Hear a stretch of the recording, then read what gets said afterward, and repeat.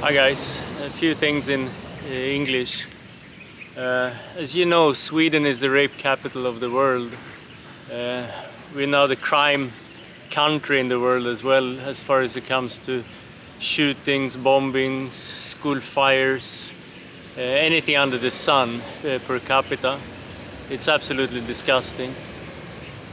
We used to be a very safe, lovely country. Anyway, we have an interior minister. His name is Mikael Dumberg.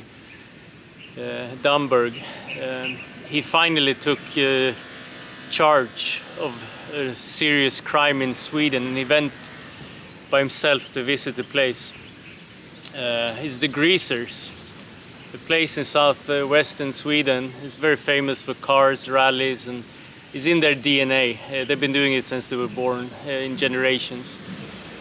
Somebody complained on the noise from the cars, so he went there to check the greasers so he can implement a stop for greasers to be allowed on Swedish roads. Why? It's probably the mosque that complained. Nobody can hear when they call for prayer. The call for prayer in mosques has been allowed to up to 110 decibel. Not all mosques have got permission, but a lot of them are allowed to do it, and more is coming very fast. That doesn't disturb society, but the greasers, a Swedish tradition for hundreds of years, or well, there used to be greasers on horses a long time ago. That's now not allowed in Sweden. Thank you, Mr. Interior Minister. I think he should resign as fast as possible. The new Prime Minister in Somalia, he's taking over after his Norwegian counterpart. He's Swedish citizen.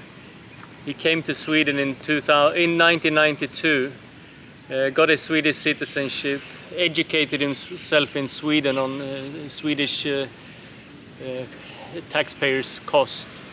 As soon as he was educated, he left with a Swedish passport in his hand.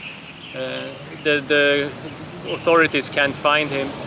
Now they can. He's the Prime Minister of Somalia. He's one of these immigrants that the government says is going to be very profitable for us.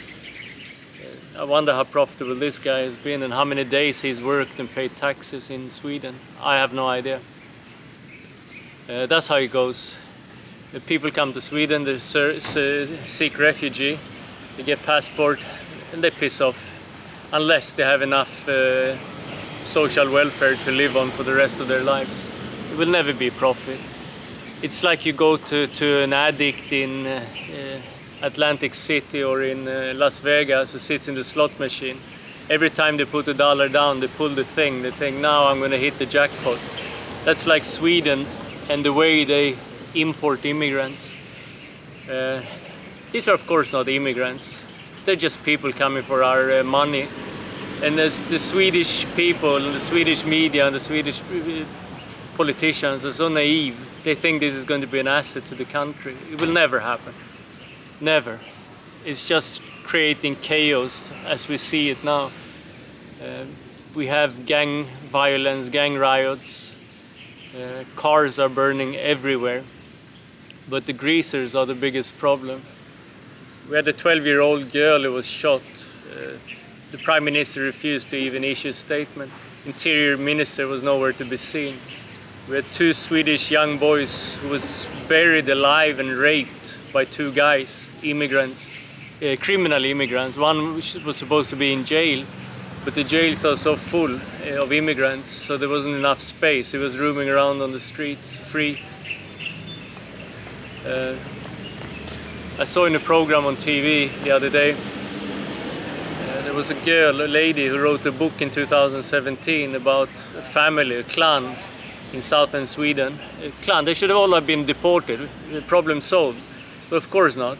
They keep staying in Sweden, keep getting social security, keep nestling themselves into the politics, the government, get stronger and stronger by the minute. Swedish people don't understand this. Anyway, this book pointed out his family being criminal. What did the Swedish tax-funded reporter do? She says, oh, but you have to understand this family have children, women, kids, whatever. You pointed out the whole family, it will look bad on them. I'm sorry, they came to Sweden, they started a war against society, against our principle, against our laws. They started it. It's called collateral damage. Do you think Sweden will deport them? No. They grow stronger by the minute, investing their money in their home countries, so it's not shown in Sweden. And Swedish people, they can't see it. They think, oh, they live in a humble place, in a humble apartment, while they build up $1 billion fortune in their own home countries through crimes in Sweden. I'm ashamed of my own country. I have a lot of other stories, but I'm not going to make this a long video. I hope you enjoyed it. Bye.